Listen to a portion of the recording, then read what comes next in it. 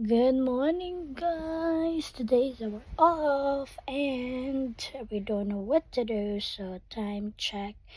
It's already here 4:16 in the afternoon. So we don't know what we're gonna do today, but join us on our off day.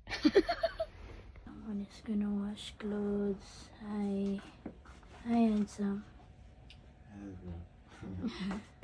Ayun na nga guys, ako na nagsampay kasi siya na ang nagsalang. Napakarami pala naming mga damit. 2 days lang po iyan.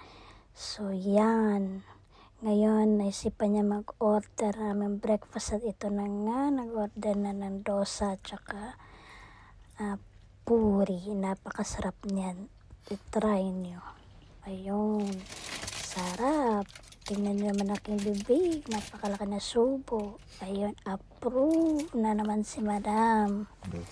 At ayun na nga. First time. Yummy.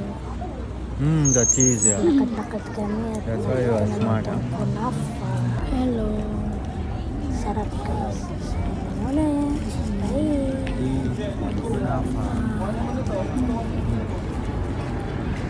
Walking.